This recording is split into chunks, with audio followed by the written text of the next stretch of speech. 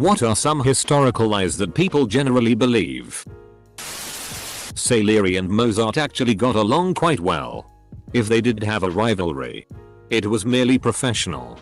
Salieri didn't promise his chastity to God. Or if he did, he didn't follow through because he got married and had kids. Salieri didn't have to manipulate the emperor to earn favor with him. He was a well-respected composer and one of the richest men in the country at the time. Amadeus is a great film, but it's a good thing that it doesn't start with based on a true story. At least it's honest. I'm looking at your brave heart. That Cleopatra was some sort of otherworldly beauty who mesmerized every man she met.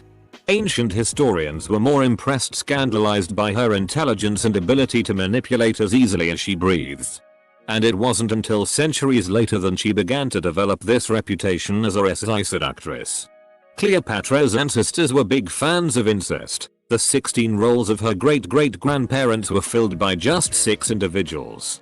And members of the Ptolemaic dynasty had a reputation for being odd-looking. Cleopatra, reportedly, was above average looking compared to others in her family. But according to historians like Plutarch, the general consensus was that her beauty was in itself not altogether incomparable, nor such as to strike those who saw her. That Marie Antoinette proclaimed "let them eat cake."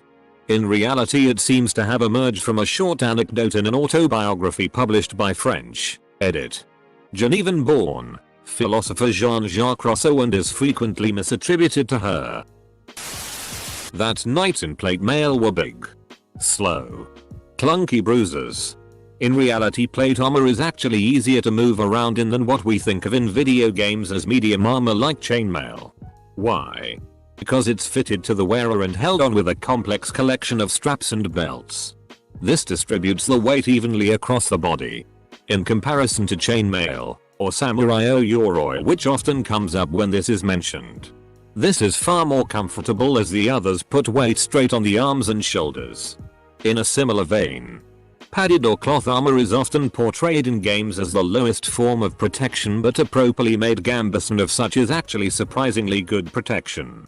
The layers of tough textile, often stitched so the weave is going in different directions each layer, actually can really stagger a slashing blow. NASA spent millions on developing a pen for space. The Russians used a pencil, suggesting NASA isn't very intelligent. They were perfectly correct to make a pen for space. A pencil would have released loads of tiny graphite particles during use, which would float around and interfere with electronics. That Henry VI divorced his 4th wife Anne of Cleves because she was ugly. Or that he was deceived by a flattering portrait only to be disappointed in real life. When Anne first arrived in England, Henry thought it would be romantic to disguise himself when meeting her for the first time. So when he attempted to kiss her, she had no idea it was the king. So she pulled away, stunned and frightened. Henry's ideas of a chivalric first meeting ended in humiliation. So he would have taken an instant dislike to her for damaging his ego. Also, there is no evidence to suggest that Holbein's portrait of Anne was not a true likeness. Holbein's talents continued to be praised throughout Henry's reign. It is more likely that he was trying to cover up his embarrassment at their disastrous first meeting by stating that she was not what he expected, or that he was convinced she wasn't a virgin. That the Roman Empire fell in 476 AD and then it was the Dark Ages. In reality, a peasant living through 476 probably wouldn't have realized they were living through the end of one age and the start of another. The beginnings of feudalism had already started back during Diocletian's reign. Barbarians, warbands and barbarian Roman troops had been a fact of life for generations. The barbarian king who deposed Augustulus still considered himself a rightful representative of the empire, etc. In some ways, the fall of Rome was sudden and traumatic. The population of Rome itself absolutely cratered in the 400s. After all. But it was really more of a gradual, centuries-long transition than a fall. Einstein got straight A's in school. They probably only say it to make kids feel better about themselves. That Iceland was named Iceland by the Vikings to try to trick colonists into not colonizing, when in fact the reason is that when the first people landed on Iceland it was winter and the Viking that named it saw a lot of ice and promptly named it as such. Nero probably did not fiddle while Rome burned. This is just one of many rumors that Tacitus and other Roman historians list as circulating at the time of the Great Roman Fire. Nero wasn't even in Rome at the time. He was at a private estate on the coast. He may have performed for an audience there, but he certainly didn't even know that Rome was on fire until several days later. News spread a lot slower in those days. After Nero knew that Rome was on fire, he set out immediately to Rome and put together a fire brigade to save people and property. He then paid millions of sesterces out of his own pocket to rebuild much of the city. However, people wanted a scapegoat for the fires. This fell on two groups: Nero and the people close to him, and ethnic minorities, especially Christians. So rumors circulated that Nero set the fire intentionally, that he sang while Rome burned, etc. Nero responded to this by supporting and spreading rumors that Christians were the cause of the fire, and apparently killed and tortured many. That George Washington had wooden teeth. That Napoleon was short. He was of average height by those times. French just used the different scale of measurement. No. Burning the Library of Alexandria didn't set humanity back by 1,000 years. Charlemagne would not have been the first person on the moon if it had remained intact. Gillette invented the idea of women shaving their pits and legs, and no one removed body hair before then. Yet they never acknowledged things like sugaring, waxing, plucking, and threading that goes back hundreds of years. Close bracket. Hair removal goes all the way back to our caveman days. Our ancestors of all genders removed body, facial, and even had hair during warmer months using sharpened stones and shells. Pitch from trees to rip it out at the roots, or rubbing it off with pumice stones or handfuls of sand. This prevented parasite infestations and skin infections. In the Renaissance, European women plucked their eyebrows and hair along the forehead to make their foreheads appear bigger so people would think they had larger brains and therefore were smarter. Victorians wanted to be as pure as marble statues, which meant removing all body hair. So yes, all genders of middle and upper class Victorians went full Brazilian. So all Gillette do was make it easier to remove your body hair. They didn't invent it. Oh, I've got one. So we all know World War II and the Battle of Bulge? If you know that, you gotta know the Siege of Bastogne, when the 101st Airborne were surrounded by the German troops. During the siege, the German commander requested a surrender from General Anthony McAuliffe of the besieged Americans, and he supposedly gave a fairly witty and comical first reply. Nuts? Well, that wasn't his first response. This is a sanitized retelling. General McAuliffe's first response was tell the German commander to go himself. There's just something special about generals telling each other to go themselves. Hitler didn't become a monster because he was kicked out of art school. He was a neckbud bouncing around Vienna, filling his head with all sorts of bull philosophy, and well on his way to becoming a monster when someone suggested that he look into an art and architecture program at some school. He made a half-assed application which was denied, and he continued to sell little paintings to get by while he read all his crazy books. He trumped up the kicked out of art school story in Mein Kampf. That the Soviets had one rifle per 7 men. They in fact had a lot of small arms to share with the troops. And it's actually surprising that people believe this. At least to me. People today live twice as long, on average, as people half a century ago. It was 33 in the Middle Ages and over 65 today. While technically true, it's not because people live twice as long. It's because less infants die. Without all the zeros factored in, the average has risen. Even though people live roughly the same amount of time. Factor out infant mortality, and the increase is relatively minor. More like 60 versus 65. I always heard that Hitler was vegetarian. But it's actually a lie. Goebbels had this idea to make Hitler more friendly. Nazi propaganda is still efficient today. The evidence is that he had IBS and probably GERD and would periodically adopt a vegetarian diet to combat this. He was very much prone to fads and enthusiasms. So when he was in a vegetarian mode, meat was evil. And then he'd go right back to eating sausages until he felt sick. He was pretty inconsistent in a lot of things. Except thinking other people deserved to die. Reading the comments in this thread made me realize two things. Some lies told back then were told so well that people many years later still believe said lies, and that we are awfully ignorant and have an underwhelming amount of context for a lot of the history we know or don't know. Edit. Hopefully fixed grammar. And wow, one of my most liked comments, and it's about the obviousness of humanity's ignorance.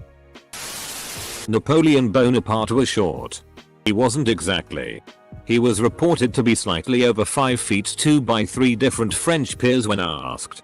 But the French inch was around 2.7 centimeters instead of 2.54 centimeters.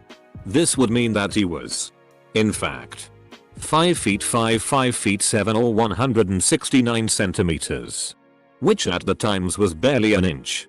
Or a couple cm. Shorter than the average. The idea that he was short was due to English propaganda birthed by a James Gillray. Basically an 18th century comic drawer. Edit. Mind me why the imperial system is still a thing. Please. That carrots improve your eyesight. Back in World War II the British got hands on radar technology, allowing them to see enemy planes further ahead and air raiding sooner. Also helping I'm getting those planes out of the air. Now nobody wanted the Nazis to have this information, so the government made up this fact that British eat a lot of carrots and that it's improving their eyesight. That corsets were uncomfortable for women and they moved organs and made women faint. Women wore corsets for hundreds of years. They were the precursor to the bra. They were for support. They were not solidly boned. They were actually quite flexible. All women wore them. High ladies of society. Working women. Old women. Young women. They can actually be quite comfortable. The myths that most people know stem from very high ladies of fashion. Corsetry and tight lacing are two different things. Most women did not have 18 inches waists. Just like today. The women that were placed in ads are skinny and unattainable. People were not shaped differently. That France surrenders at everything. Hell.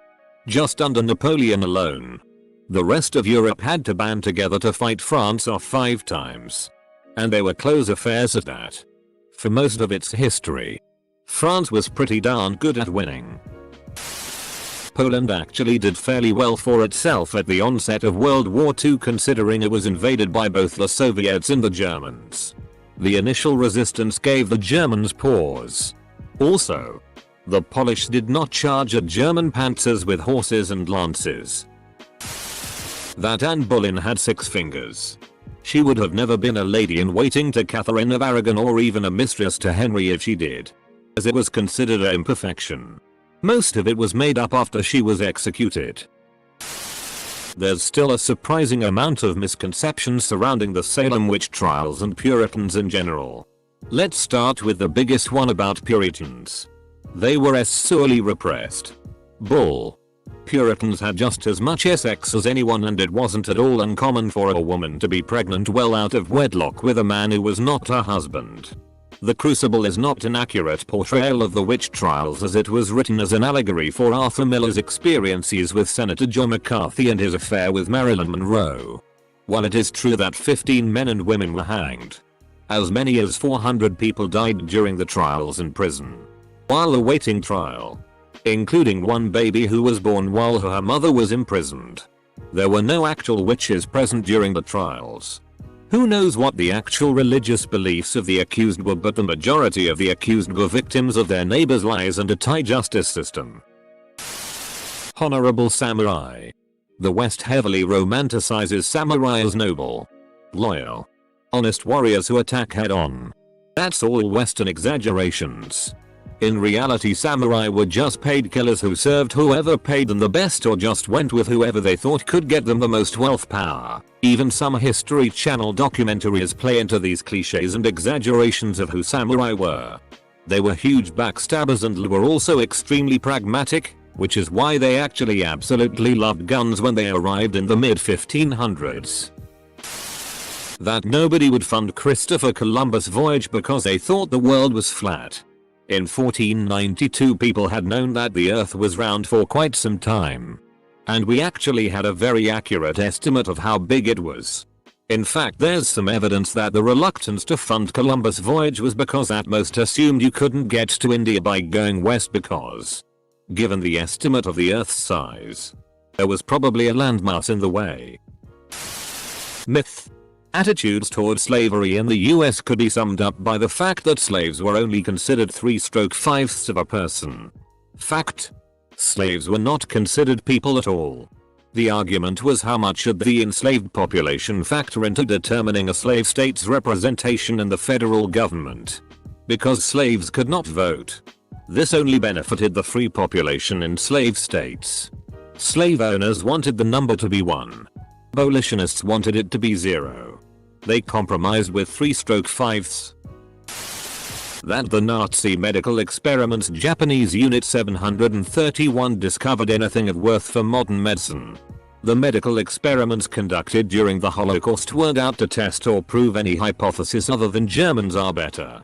Almost every experiment involved killing prisoners in some convoluted way, such as freezing in a tub of ice water, shocked with electricity until they died, or some other form of execution. The time it took for the prisoner, an emaciated, physically weak person to die, and simply stated that it took a healthy, fit, normal German man longer to freeze to death, and thus Germans were physically superior.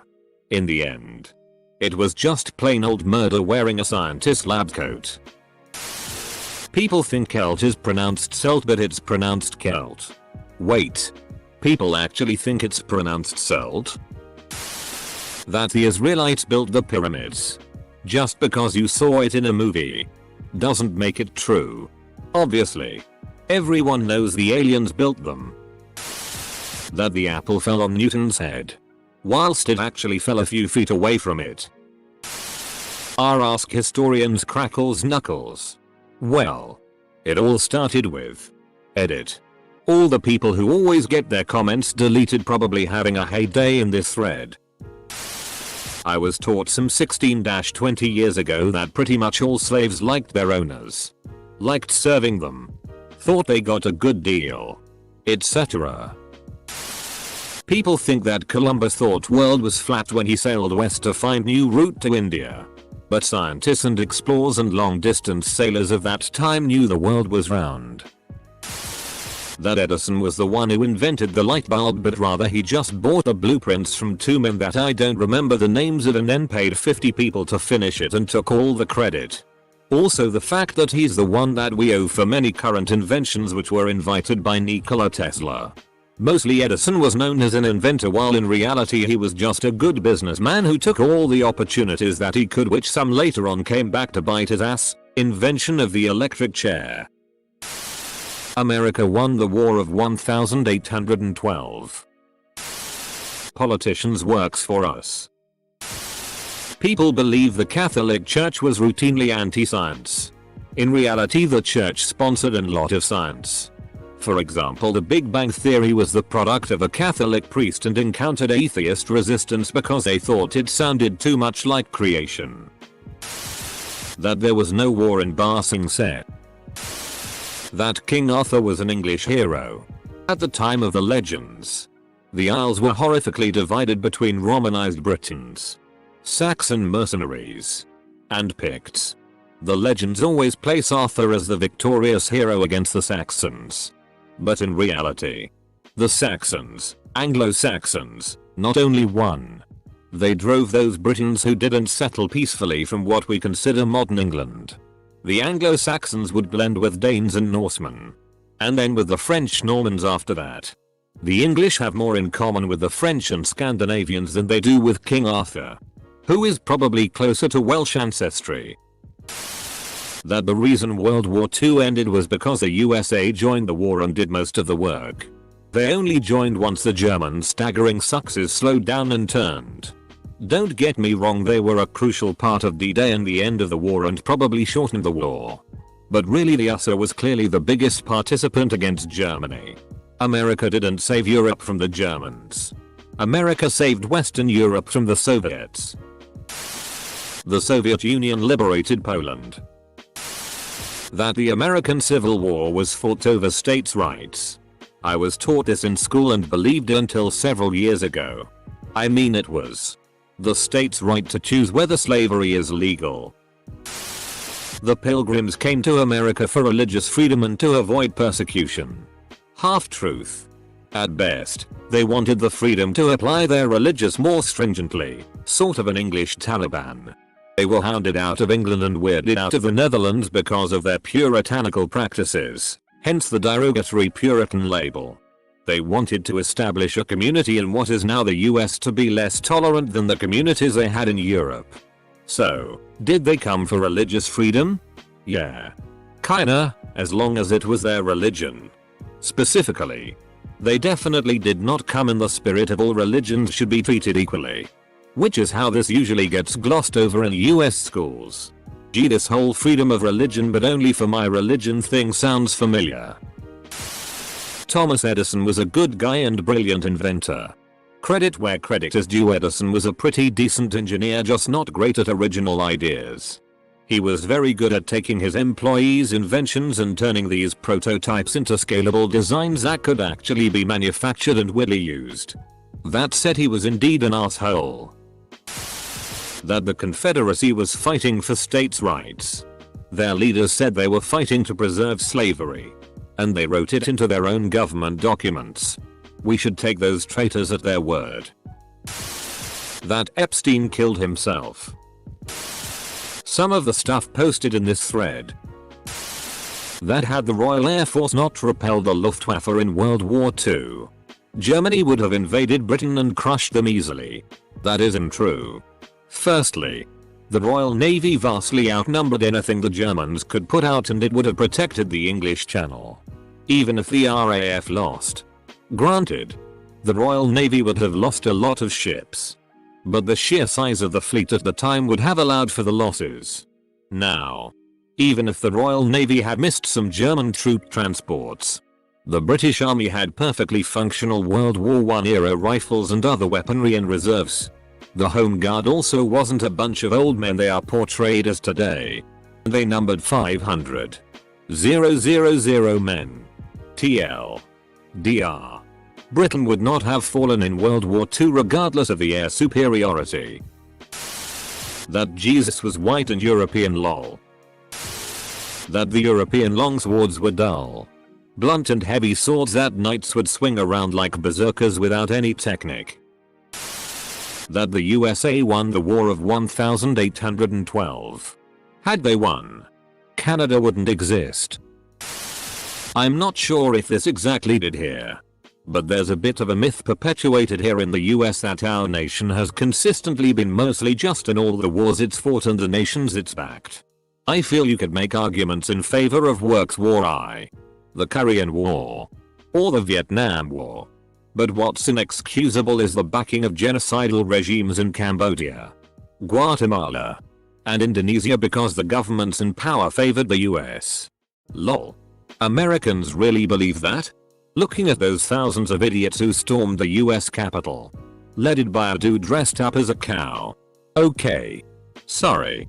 I believe you. That white people did not experience dehumanizing slavery.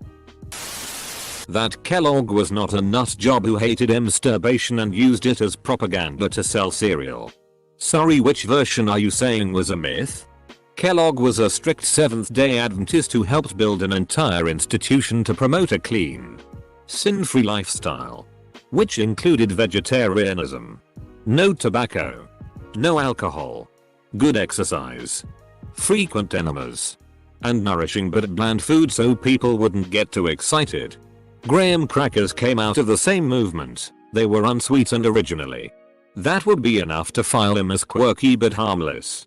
But unfortunately he was also a eugenics advocate, in favor of both racial purity and sterilizing undesirables. Kellogg would have really hated Frosted Flakes. There were those Genghis Khan memes that told how likely you were related to him.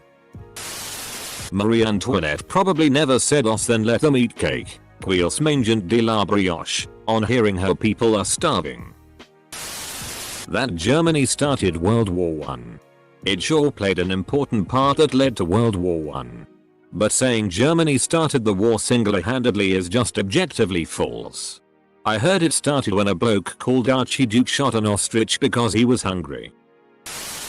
Okay, so it's not exactly historic but close. My mom and dad had been married for like 10 years. They're in their late 30s and as they're walking around after a rain my dad comments that there's gonna be a lot of frogs in the next couple days. My mom is like right. Wait. Why are there going to be more frogs? My dad says because it rains tadpoles. My mom's like oh of course. Why do you think it rains tadpoles? He says because after a rain there are tadpoles in the puddles. And his mom told him when he was little it rained tadpoles. And that's why. He goes that's not right is it? We still laugh about it a lot and every time it rains I think there's gonna be a lot of frogs. Black Wall Street. Lies of a mission count. That the Red Army shot retreating soldiers. Well, border troops did exist, they only did so to regroup troops and stop them from running right into the Germans. And after the Battle of Kursk Stalin took this order down as they were now on the offensive and no longer needed it. This idea that the Red Army shot retreating troops is stupid and only reinforced by movies like Enemy at the Gate that are a historical mess. That only white people owned slaves.